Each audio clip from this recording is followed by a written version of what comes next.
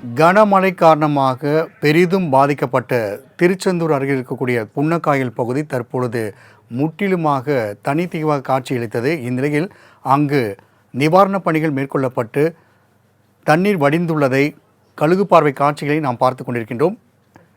மாலை முரசு தொலைக்காட்சியின் பிரத்யேக கழுகு பார்வை காட்சியை தற்போது நாம் பார்த்து கொண்டிருக்கின்றோம். மேலும் கூடுதல் விவரம் செய்ய அருள்குமார் வழங்க கேட்கலாம்.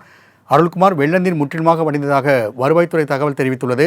புன்னக்காயல் பகுதியில் இப்போது இருக்கக்கூடிய அந்த நிலை குறித்தான கூடுதல் விவரங்களை பதிவு செய்யலாம். நிச்சயமாக ராம்குமார். அதாவது தூத்துக்குடி, திருநெல்வேலி, தென்காசி ஆகிய மாவட்டங்களில் கடந்த 12, 13, 14ஆம் தேதி பெய்த தொடர் கனமழையால் தாமிரபரணி ஆற்றில் கிடைத்தது. அதாவது இந்த தாமிரபரணி ஆறு தூத்துக்குடி மாவட்டம் திருச்செந்தூர் அருகே இருக்கக்கூடிய புன்னக்காயல் மீனவ கிராமத்து அருகில் தான் இது கடல்ல கறக்குது. அதாவது ஆண்டுதோறும் மழை அதிகமா பெய்தாலும் வெள்ளப்பெருக்கு ஏற்பட்டாலும் அந்த கரையை கடக்கக்கூடிய பகுதி புன்னக்காயல் கிராமம் மழை நீரில்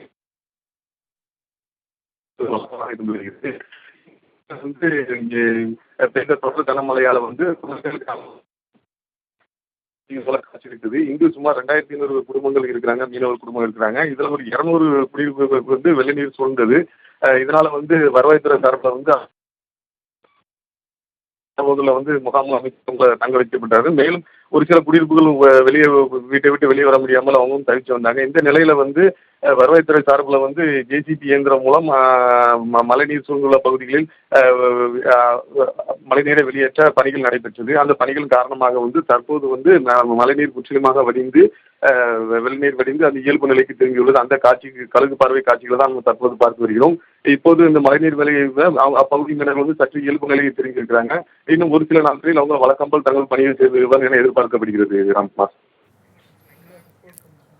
புன்னக்காயல் பகுதி தனித்தீவாக காட்சியளித்த நிலையில் தற்பொழுது வெள்ள நீர் வடிந்துள்ளதாக வருவாய்த்துறை அதிகாரிகள் தெரிவித்துள்ளனர். இதுகுறித்து நமது மாலை முரசு தொலைக்காட்சியின் பிரத்யேக கழுகு பார்வை காட்சிகளையும் பார்த்துள்ளோம். தகவலை பதிவு செய்தமைக்கு நன்றி அருள்குமார்.